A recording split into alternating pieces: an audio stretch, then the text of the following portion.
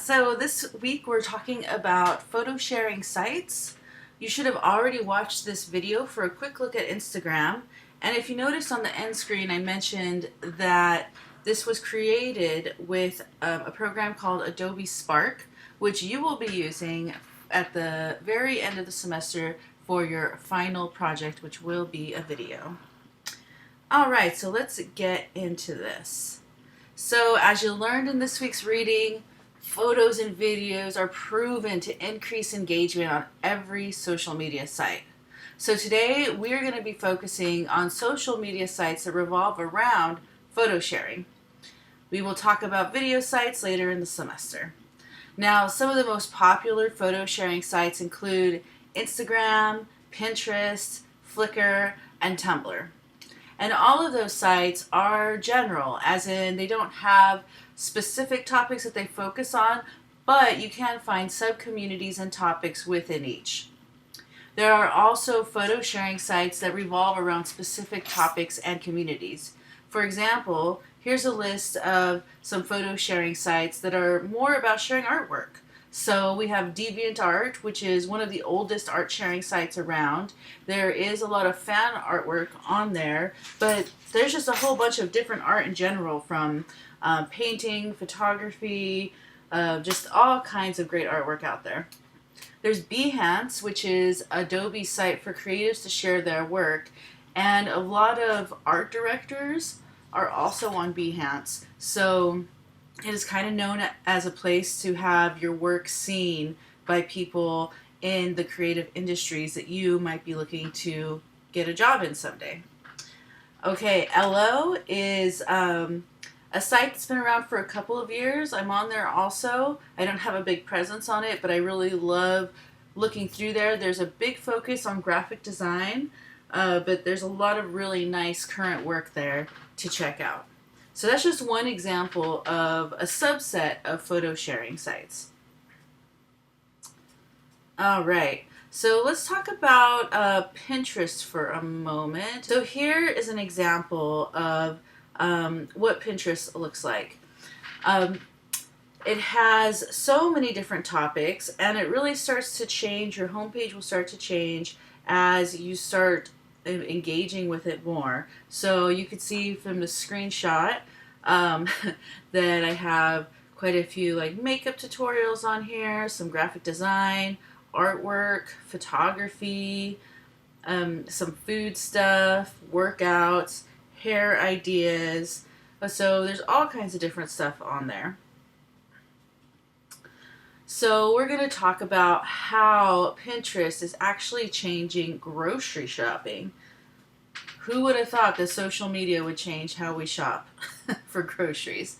But what has been found is that this site, because it allows you to see images, it lets you click on an image to get more information, and then you can actually pin it or save it to specific boards that act like lists that you can create. And the whole idea behind the name of Pinterest and such is like pinning an idea to a corkboard. So if you had a big corkboard in your kitchen or something, and you were like, oh wow, back in the day you might see a magazine article with a really cool recipe, and so you would cut it out of the magazine and pin it to your corkboard. So this is like a digital corkboard. It is widely used for do-it-yourself projects, like I showed you a moment ago, fashion and makeup, recipes, workouts, and almost anything you can think of. But with the advent of meal planning and grocery shopping online, more people are using Pinterest to create their grocery lists.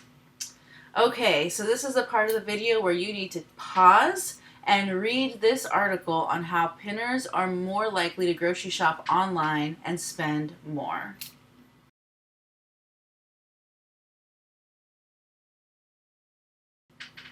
All right, so that was one look on grocery shopping online. So after you've read that article, you can just imagine how companies are taking notice. So now let's take a look at Instagram and how it is changing the restaurant industry.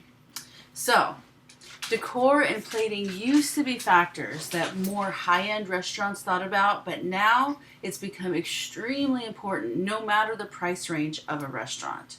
So let's take a moment and look at this infographic below.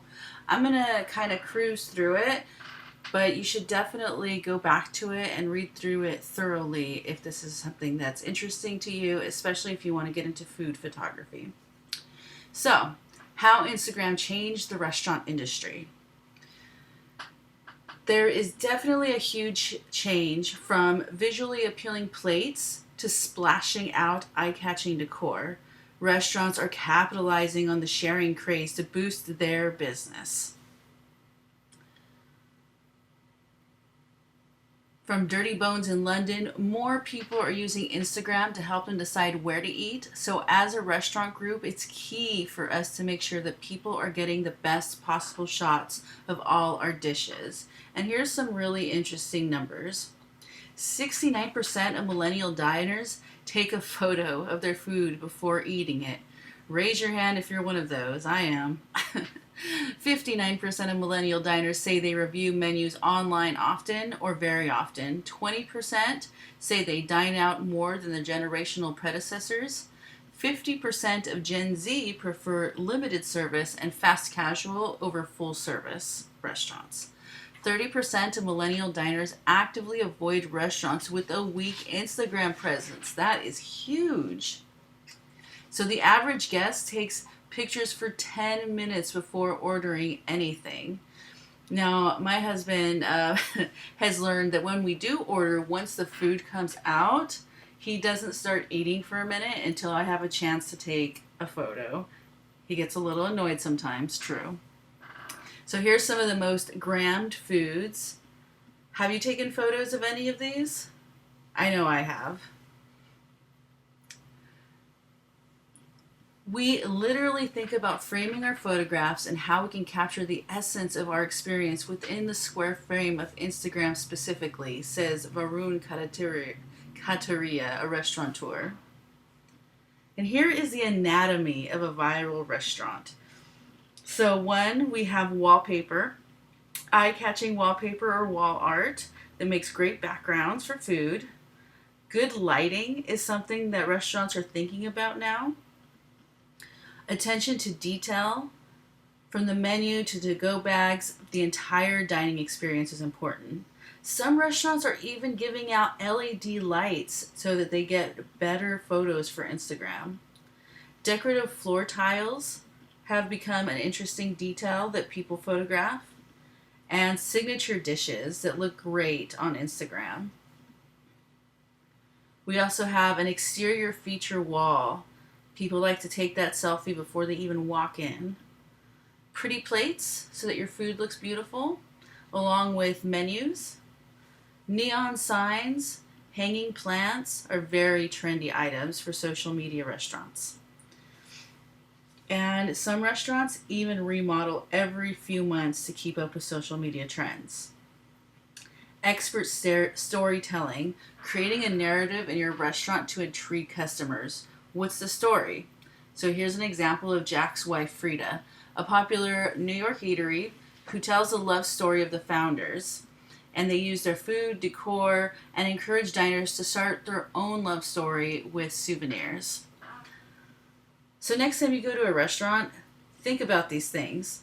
Is that restaurant capitalizing on the Instagram craze and changing how they set up their restaurant for better photos? Okay, so after looking at that, do you agree with this information? How often do you search for a restaurant online or on social media before deciding to go there?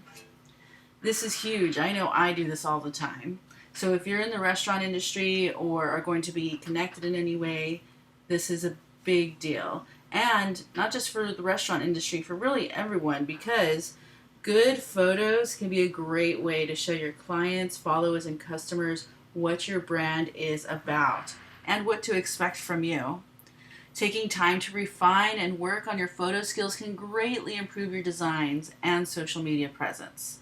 So I hope as we were talking about all this, you're also thinking about your own brand, because your next project is going to be taking 5 photos that represent your brand. Have fun!